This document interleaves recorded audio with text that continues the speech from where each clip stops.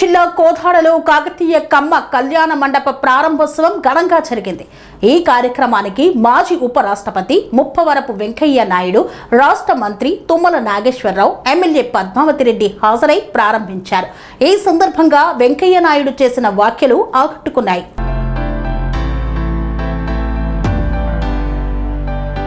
సూర్యాపేట జిల్లా కోదాడలో నూతనంగా నిర్మించిన కాకతీయ కమ్మ కళ్యాణ మండపాన్ని మాజీ ఉపరాష్ట్రపతి వెంకయ్య నాయుడు, మంత్రి తుమ్మల నాగేశ్వరరావు, ఎమ్మెల్యే పద్మావతి రెడ్డి ప్రారంభించారు. ఈ కార్యక్రమానికి పెద్ద సంఖ్యలో ప్రజలు, సామాజిక వర్గ ప్రతినిధులు, ప్రజాప్రతినిధులు హాజరయ్యారు. అనంతరం జరిగిన సభలో వెంకయ్య నాయుడు మాట్లాడుతూ ఇందిరాగాంధీ విధించిన ఎమర్జెన్సీకి వ్యతిరేకంగానే తాను రాజకీయాల్లోకి వచ్చినట్లు తెలిపారు. ప్రస్తుతం రాజకీయాలకు దూరంగా ఉన్నప్పటికీ సమాజానికి ఉపయోగపడే అనుభవాలు, విజ్ఞానాన్ని యువతతో పంచుకోవాలనే ఉద్దేశంతో ప్రజల మధ్యకు వస్తున్నట్లు చెప్పారు. సంపద శాశ్వతం కాదని, మనిషి చేసిన సేవా కార్యక్రమాలే శాశ్వత గుర్తింపును తీసుకువస్తాయని మహాత్మా గాంధీ సూక్తిని ప్రస్తావించారు. ఆర్థిక అభివృద్ధి అంటే కేవలం సంపద కూడబెట్టడం కాదని, ధర్మబద్ధంగా సంపాదించిన సంపదను సమాజ శ్రేయస్సుకు వినియోగించాలన్నారు. ప్రతిఫలం ఆశించకుండా చేసే సేవే నిజమైన పుణ్యమని పేర్కొన్న వెంకయ్య నాయుడు యువత కష్టపడి పనిచేస్తేనే విజయాలు సాధించగలరని సూచించారు. స్వామి వివేకానంద సందేశాన్ని గుర్తు చేస్తూ ఇచ్చేవాడిగా ఉండాలి కానీ పుచ్చుకునేవాడిగా ఉండకూడదని పేర్కొన్నారు. ప్రకృతి పరిరక్షణ ప్రతి పౌరుడి బాధ్యత అని పేర్కొన్న ఆయన నదులు, వాగులు, చెరువులు వంటి ప్రకృతి వనరుల ఆక్రమణలను అరికట్టాలని పిలుపునిచ్చారు. ప్రకృతి సంస్కృతి పరిరక్షణ ద్వారానే భావితరాలకు మెరుగైన భవిష్యత్తు అందించగలమన్నారు. సమాజంలో కులాలు ఉండవచ్చు కానీ కుల వివక్ష, కులపిచ్చి ఉండకూడదని స్పష్టం చేశారు. అందరూ పరస్పర గౌరవంతో, సామరస్యంతో జీవించాలని సూచించారు. అనంతరం ప్రతిభ కనపరిచిన విద్యార్థులకు మెరిట్ స్కాలర్షిప్లను అందజేశారు. సేవాభావం, సామాజిక బాధ్యత, ప్రకృతి పరిరక్షణ, యువత భవిష్యత్తుపై మాజీ ఉపరాష్ట్రపతి వెంకయ్య నాయుడు చేసిన వ్యాఖ్యలు సభలో పాల్గొన్న వారిని ఆలోచింపజేశాయి. ఈరోజు మన ముందు మాట్లాడిన మిత్రుడు మంత్రిగా ఉన్నా తక్కువగా మాట్లాడగలనని చెప్పని చాలా సభలో రుజువు చేస్తూ ఉంటాడు. ఎందుకంటే చాలా సభల్లో నా ముందు నాగేశ్వరరావుని పెడుతూ ఉంటారు. ఆయన చాలా ముక్తసరిగా చెప్పాల్సిన మాట చెప్పి జనాన్ని మెప్పిస్తూ ఉంటాడు. రాజకీయంలో అది చాలా అవసరం. ఎక్కువ మాట్లాడకూడదు, తక్కువ మాడాలా, ఎక్కువ పని చేయాలి. రాజకీయంలో ఉన్నవాళ్ళు తక్కువ మాడాలా, ఎక్కువ పని చేయాలి. దానికి తార్కాణం నాగేశ్వరరావు గారు. మీరు అటు ఖమ్మం, ఇటు సూర్యాపేట, ఇటు నల్గొండ, ఇటు కృష్ణా జిల్లా, ఈ వీటన్నిటికీ మధ్యలో ఉన్నారు. ఈ ప్రాంతానికి ఎంతో చరిత్ర ఉంది. మీరందరూ కలిసి ఇవాళ ఈ కాకతీయ సేవా సమితి పేరుతో ఈ మంచి కళ్యాణ మండపాన్ని ప్రారంభించడం చాలా ఆనందదాయకం. ఈ కళ్యాణ మండపానికి భూరి విరాళం ఇచ్చిన శ్రీ లక్ష్మీనారాయణ గారితో పాటు అందరూ చిన్న మొత్తం నుంచి పెద్ద మొత్తం వరకు ఇచ్చినట్టు వాళ్ళందరినీ నేను హృదయపూర్వకంగా అభినందిస్తూ ఉన్నాను. మంచి పని చేశారు. మీరందరూ మంచి పని చేశారు, కలిసి చేశారు. మంచి కోసం, మన వారి కోసం, జనం కోసం ఈ మంచి పని చేసిన వాళ్ళందరికీ అభినందనలు. నాకు ఇంతకు ముందులాగా ఆరోగ్యం అంత బాగలేదు. మా వాడు చెప్తూ ఉన్నారు, మీటింగ్లో చెప్పకండి, మీరు బాగలేదని చెప్పొద్దని. వాస్తవం చెప్పడం వెనకాల్సిన అవసరం లేదు. చంద్రబాబు నాయుడు గారు నేను కలిసి మన కార్యక్రమానికి వెళ్ళాం. చంద్రబాబు నాయుడు గారు మామూలుగా ఆలస్యంగా వస్తుంటాడు. వచ్చారు. ఆ తర్వాత మాట్లాడుతూ ఆయన చెప్పాడు, అన్న నాకన్నా కొద్దిగా పెద్ద, కానీ ఆయన శరీరాన్ని ఓవర్ యూజ్ చేశాడు, అందువల్ల కొంత ఆరోగ్యం అటు ఇటు ఉంది. నేను మాత్రం చక్కగా ఆరోగ్యంగా ఉన్నానని చెప్పి వాళ్ళకి స్వర్ణోత్సవంతో పాటు వజ్రోత్సవం కూడా చెప్పుకుందాం అన్నాడు. నేను వజ్రోత్సవం అంటే 100 ఏళ్ళు అంటే 100 ఏళ్ళు బతుకుతావా అంటే 100 ఏళ్ళు బతుకుతాను, తప్పనిసరిగా బతుకుతాను అని చదువుకున్నాను. నేను 100 ఏళ్ళు బతకాలి కూడా, ఇంకొద్దేళ్ళు 3 ఏళ్ళు 4 ఏళ్ళు 5 ఏళ్ళు బతికినంతకాలం తిరిగి సెలవులు వెళ్తుంటారు. సార్ మీరు ఇప్పుడు ఉపరాష్ట్రపతి కాదు కదా, కాదు, రాజకీయాల్లో లేరు, ఎందుకు మరి తిరుగుతూ ఉన్నాను. నేను అందరికీ చెప్పాను, నేను సంపాదించిన విజ్ఞానాన్ని, పరిజ్ఞానాన్ని, నా అనుభవాలను నూతన తరంతో యువతరంతో విద్యార్థులతో పంచుకోవాలని నాకు ఉద్దేశం ఉంది. అందుకే తిరుగుతూ ఉన్నాను. పాత వాళ్ళకు కూడా కొన్ని మంచి విషయాలు జ్ఞాపకం చేయాలని ఉందని తిరుగుతున్నాను. పదవీ విరమణ చేశానే కానీ పెదవీ విరమణ చేయలేదు. అందుకని తిరుగుతుంటాను చెప్పాను.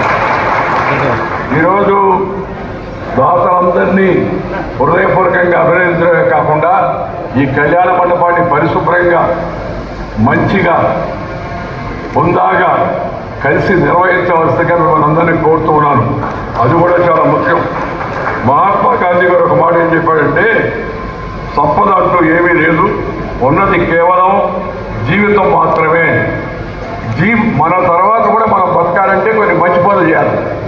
లేకపోతే 143 కోట్ల జనాభా ఇప్పుడు ఎంతమంది పేరు గుర్తుంటాయి అందరికీ? ఎవరు గోడ మీద రాసినా శిలాఫలకం వేసినా మనోపథకంలో ఉంటే తప్పితే పలానప్పుడు పలానా ఆయన మంచి పని చేశాడు అని చెప్తే అది ఆ సేవ అది మిగిలిపోద్ది. మనం చనిపోయిన తర్వాత బతకాలంటే దానికి మార్గం సేవా కార్యక్రమం. ఆ సేవా కార్యక్రమం 10 మందికి ఉపయోగపడేట్టుగా మంచి పనులు చేయడం చాలా సంతోషం. అదేవిధంగా ఆయన ఇంకో మాట చెప్పాడు, ఆర్థిక ప్రగతి అంటే కేవలం సంపద కాదు, ముఖ్యంగా ధర్మకర్తృత్వ భావనను ఆర్థికాభివృద్ధిలో భాగంగా తెలియజేశారు. మనందరం కూడా ఈ సంపదకు ధర్మకర్తలం. మనం ఈ సంపదను సరిగా ఉంచి పెంచి మన పిల్లలతో పాటు ఇతరులకు కూడా కాస్త అందించి వాళ్ళకు కూడా సంతోషాన్ని కలిగించే ప్రయత్నం చేయడం మన యొక్క భారతీయులుగా మన కర్తవ్యం. ఆది కాలం నుంచి, వేదకాలం నుంచి, పుణ్యకాలం నుంచి, పురాణకాలం నుంచి మన పూర్వీకులు అనుభవించి రంగరించి మేళవించి మనకు అందించిన యొక్క ఈ దాతృత్వం, ఈ తోటి వారికి సహాయం చేయడం, దీన్ని బాగా జీవితాంతం కొనసాగించవలసిగా నేను అందరినీ కోరుతూ ఉన్నాను. సనాతన కాలం నుంచి సర్వే జనా సుఖినో భవంతు, సర్వే జనా సుఖినో భవంతు అంటే సర్వే డిపార్ట్మెంట్ వాడు సుఖంగా ఉండాలని కాదు, అందరూ సుఖంగా ఉండాలి అని దాని అర్థం. అదేవిధంగా వసుదైక కుటుంబకం, ప్రపంచమంతా ఒకటే అనే భావం చెప్పేట ఏకైక ధర్మం హిందూ ధర్మం, భారతీయ ధర్మం. ప్రపంచంలో share and care is the core of Indian philosophy. ఇతరులతో పంచుకో, నువ్వు ముందు ఆదాయం పెంచుకో, ఇతరులతో పంచుకో. పెంచకుండా పంచి మాత్రం మిగులుతుంది. అందుకని పెంచాలి తప్పనిసరిగా. వ్యవసాయం చేసైనా పెంచాలా, వ్యాపారం చేసైనా పెంచాలా, ఉద్యోగం చేసైనా పెంచాలా, ఏదైనా చెయ్యి, కానీ దాన్ని మంచిగా సంపాదించిన దాన్ని ఇతరులతో కాస్త పంచుకో అనేది మనందరం ఈనాటి తరం అంతా కూడా గమనించాల్సిన అవసరం ఎంత ఉందని మీ అందరికీ మనం చెప్తాను. భగవద్గీతలో సేవానిరత గురించి భగవంతుడు చెప్తూ సాత్విక దానం చేయాలి, ఫలాపేక్ష రహితంగా నలుగురితో పంచుకోవాలని చెప్పాడు. అంటే నేను ఆశించి నాకేదో వస్తుంది అని చేసే ధర్మం కాదు. ప్రతిఫల అపేక్ష లేకుండా, ప్రతిఫలం ఆశించకుండా చేసే ధర్మం ఏతుందో అది మనకి పుణ్యాన్ని కలిగిస్తుంది. మీరందరూ కూడా ఆ దృష్టితో, ఇప్పుడు పిల్లలకి కొంతమంది స్కాలర్షిప్లు ఇస్తాం, కొంతమంది మంచి పనులు చేస్తున్నాం, అభినందిస్తూ ఉంటాం అని చెప్పారు. చాలా సంతోషం. అలాంటి పనులే చేయాలి. మనందరికి కూడా మన పక్క వాళ్ళని కూడా కాస్త పట్టించుకోవాలి. మనం చూడండి, ఒక రకంగా చెప్పాలంటే స్వామి వివేకానంద గారు ఏం చెప్పారంటే, the world take always the position of the giver, help, give service. Giver ఇచ్చేవాడిగా ఉండు, పుచ్చుకునేవాడిగా వద్దు, ఇచ్చేవాడిగా ఉండని చెప్పాడు ఆయన. ఇచ్చేవాడిగా ఉండాలంటే కష్టపడాలి. ముందు ఇష్టపడాలా, తర్వాత కష్టపడాలి. ఇష్టపడిన పనిని కష్టపడి చేస్తే నష్టపడేది లేదు అని నేను ఎప్పుడు చెప్తూ ఉంటాను ఆ పిల్లలందరూ కూడా. ఇష్టపడిన పనిని కష్టపడి చేస్తే నష్టపడేది లేదు అని. అందుకని పిల్లలందరూ దయచేసి కష్టపడడం అలవాటు చేసుకోండి. నేను మా అమ్మ నా 13వ నెలలో మా అమ్మ చనిపోయింది. ఎందుకు పడిస్తే నన్ను చేతిలో పట్టుకోవడం నన్ను కింద వదిలేసింది, పడిపోయింది, చనిపోయింది. మా అమ్మ చెప్పేదట, మా వాడు వకీలు కావాలి, పెద్ద వకీలు కావాలి. అందుకే నేను వకీలు రావడం కోసం విశాఖపట్నం వెళ్ళా, పాస్ అయ్యా. మధ్యలో గమ్ముగా ఉండకుండా ఆ జయప్రకాష్ నాన్నగారి ఉద్యమాల గురించి తెలుసుకొని ఆయన పిలిచారు, విశాఖపట్నం పిలిపించి మీటింగ్ పెట్టారు. ఆ కారణం చూపించి నన్ను జైల్లో పెట్టారు.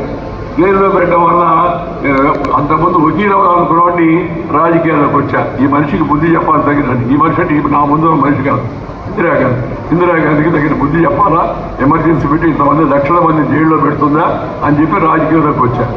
అందువల్ల ఒక రకంగా నేను రాజకీయాల్లో పైకి రావడానికి ఇందిరాగాంధీ గారి కారణం. వారికి కూడా నేను ధన్యవాదాలు తెలియజేస్తా ఉన్నాను. లేకపోతే పెద్ద పెద్ద వకీళ్ళు లాగా నేను కూడా ఒక వకీలు చిన్న వకీలు పెద్ద వకీలు అయ్యి పైకి ఉండేవాడిని. మనం మనుషులనే కాదు, సృష్టిలో ఉన్న ప్రతి జీవి కూడా కొంత ఇతరులకు మేలు చేస్తుంది. మీకు 2 ఉదాహరణలు చెప్తాను. ఆవు పాలన ఇస్తుంది కదా, తన బిడ్డలకే కాకుండా మన బిడ్డలకు కూడా ఆవు పాలు ఇస్తుంది కదా, ఎంత ఉత్కృష్టమైన పని చేస్తుందో. అందుకని గోమాత భూమాతతో పాటు గోమాత కూడా మనకు దాంతో పాటు చెట్టు పండ్లు ఇస్తుంది కదా, చెట్టు తన పండు తాను తిందు, పండ్లు మన కోసం ఇస్తుంది. అందుకని చెట్టుని ప్రకృతిని మనం గౌరవించాలి. ప్రకృతి పరిరక్షణ జీవితం ఎలా ఉంటుందో ప్రపంచవ్యాప్తంగా ఇవాళ వస్తున్నట్టు ప్రకృతి వైపరీత్యాలు మనం చూస్తున్నాం. అకాల వర్షాలు, వరదలు, ఎండలు, భయంకరమైన ఎండలు, 35 ఏళ్ళు లేనంత ఎండలు ఉన్నాయి. మిగతా వాటికన్నా ఎండ తక్కువ ఉంటుందని హైదరాబాద్కి వచ్చాను. హైదరాబాద్లో కూడా భయంకరంగా ఉన్నాయి ఎండలు. ఎందుకంటే ప్రకృతి పరితపిస్తుంది. మనం ప్రకృతిని పరిహసించాం, ప్రకృతితో ఆడుకున్నాం, ఇప్పుడు ప్రకృతి మనతో ఆడుతుంది. అందుకని దయచేసి అందరూ కూడా ప్రకృతిని ప్రేమించండి.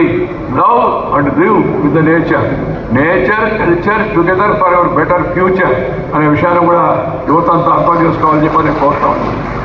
Nature, culture together for hour bright future. ఎవరి కోసమో కాదు, మన భవిష్యత్తు, మన పిల్లల భవిష్యత్తు కోసం ప్రకృతిని మనం రక్షించుకోవాలి. నదులు, వాగులు వాటన్నిటిని ఆక్రమిస్తున్నారు. ఆక్రమణలు సరికాదు. వాటిని సరిగా ముందుకు పోనిస్తే మనకు నీళ్ళు వస్తాయి. పాలేని నీళ్ళు వస్తుందా, లేదా ఇంకొక నీరు వస్తుందా మనకి అనేది. నీరు ప్రకృతికి ఒక భాగం. 2 సూర్యుడు ప్రకృతిలో భాగం, చంద్రుడు ప్రకృతిలో భాగం, చెట్టు ప్రకృతిలో భాగం, ఈ భూమి ప్రకృతిలో భాగం.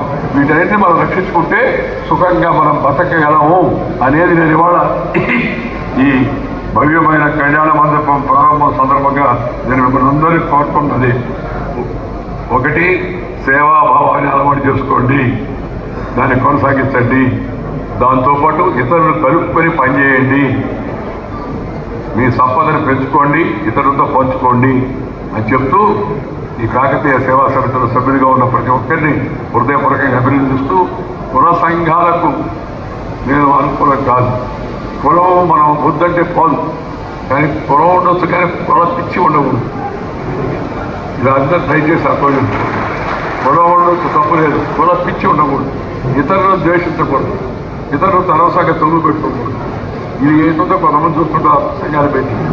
ఆర్య వయసు సంఘం ఉంది, చాలా మొదటి నుంచి అన్నింటిలో ఉంది. వాళ్ళు ఎవరితో తగ్గు పెట్టుకోరు, ఏదో ఇద్దరు తమ చేయగలిగి చేస్తుంటారు. దాన్ని చూసి కృష్ణా జిల్లాలో మన గుంటూరు జిల్లాలో మన జాగరమూడి కుప్పస్వామి చౌదరి గారు కమ్మ సంఘం పెట్టి, జేకేసీ కాలేజీ పెట్టి, ఇంకా ఇతర సంస్థలు పెట్టి 10 మందికి ఉపయోగపడే విధంగా వాళ్ళకి చేశారు.